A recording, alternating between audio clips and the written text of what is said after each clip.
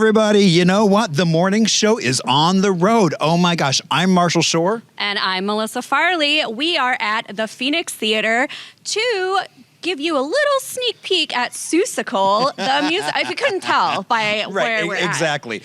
I wish this was my living room. I know Marshall and I have already started talking about how to steal this for our set because we're so in love with the way that it looks. Yeah. But we wanted to do just a special preview for you all. We're actually going to introduce you to Deshaun Jackson, who plays Horton, and he's going to do a little number for us, and I am so excited. Yeah, this is going to be so much fun. I can't sing at all, so anytime we have somebody with musical talent, I'm like, Well, singing and dancing, yeah, not our forte. No, it's not. All right, so we're going to be right back here with our special guest, and we're going to give you a real treat. All right, and here we are back again with the morning show, and we have our special guest right here. Tell us a little bit about who you are and what are we doing here in this amazing space? I am Deshaun Jackson. I am from New York. I am here doing Seussical, playing Horton. And in this amazing space, this is our world of creation and imagination. And we're here to give you a little preview to show you what we do 8 times a week here on our beautiful stage and share our message of love and heart and joy and passion. So yeah, that's what we're here. Very cool. Deshaun, I have to tell you, your lashes are more fabulous than mine, and I'm jealous about that. But I'm curious, doing a show that many times over and over again, how do you keep the magic? Like, what excites you? How do you stay so fresh? Yeah, so every night we think of it as something new. Every night gives us a chance to create a new story, gives us a chance to refine the passion, refine that imagination. And every time at the beginning of the show when JoJo comes in and says, wow, it sparks this world of, ooh, there's something new. And we also remember that there's a new audience out there that hasn't seen the show before. So it's a new experience for them as well as for us. And we invite them in on our experience. So each night, literally, there's a new cast member. So that's how we keep it fresh. And we find new ways of discovering. And the more you set into a show, the more you hone into your characters and become one with them, you start to find different facets of your characters you didn't know was there. So each night is always so fun to see, like, what we knew or what we will find that's different. And that is the beauty of live theater. Yes. Was unlike watching it on TV, it's like everything is the same. This, every night, there are always little tweaks and little differences. Mm-hmm. So, yeah. So I'm curious, are there those prime moments in every show where the audience just loves certain things, or do you get surprised every night by what they fall in love with? Every night is a surprise. We love a matinee because a matinee, you never know how connected you are with the audience until the bows of the piece. But we have found that the moment that it seems to click for people that, oh, this is a story for everyone, because a lot of people think that it's just for kids. And I thought it was just for kids until I stepped into the role and found out that I connected with it so much. And I use this analogy that as when we were younger, we all had to imagine a dream in order to step into it or to chase it. And every night we are chasing a dream.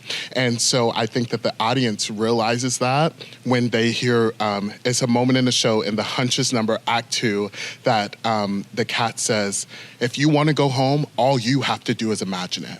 And then JoJo said, it's that simple, it's that easy? Yes. Use your brain. Imagine what you want and step into that and chase that, and you'll be there. And so I think that that's that moment of realization.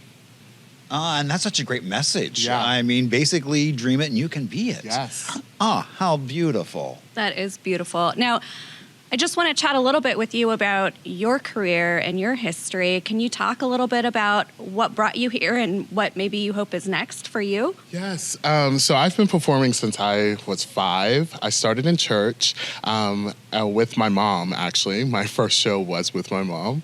And ever since then, I didn't know that theater was a career you could do and for real until I went to high school and I had a theater director that was like, you should pursue this. And I was like, really?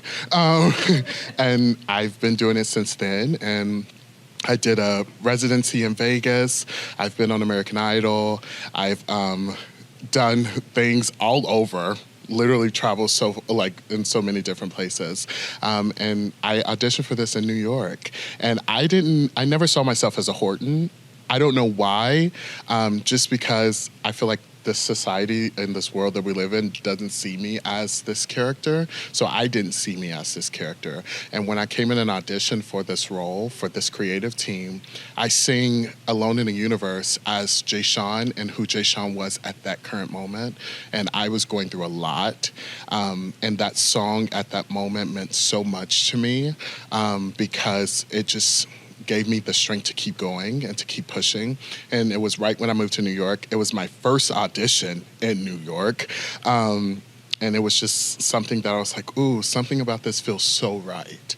And I was gonna give up theater just because the fight and the ongoing of trying to change the world's perspective of me became a little bit too much. And then I realized after doing a show called Fat Ham and then stepping into this that I think I was just going down the wrong path and what I wanted, trying to please other people instead of pleasing myself, and trying to be what other people wanted me to be instead of being who I am at the core.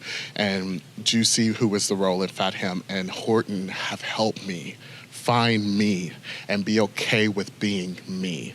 And me being accepted in a space like this. And so I hope next I just continue to do that and grow and find myself even more because I'm beautiful, and being able to accept that and pursue the beauty within me is like the dream. You're gonna make me tear up. No, seriously, like so many good soul recipes that you just said that I feel like so many people can relate to. And I want that for you too. I claim that for you, that your next step will be that. All right, so we've just had a beautiful interview with Jay Sean. Make sure you come check out Seussical the musical. It's for everyone, like we just said. Indeed, yes. Not just kids, and it's through January 26th, so you've got plenty of time to come catch a show. But we're gonna take just a quick break to let Jay Sean get set up and do a little bit of magic for us. Yeah.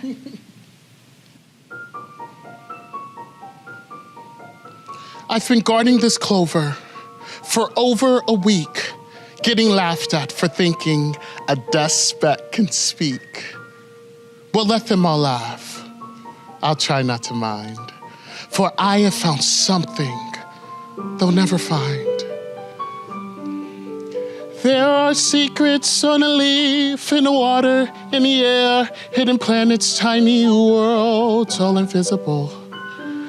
Not a person seems to know, not a person seems to care. There is no one who believes a thing I say.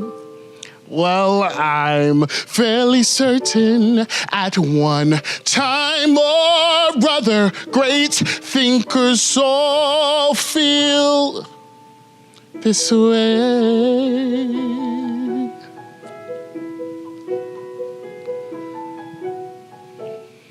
I'm alone in the universe, so alone in the universe. I found magic, but they don't see it. They all call me a lunatic. Okay, well, call me a lunatic. If I stand on my own, so be it.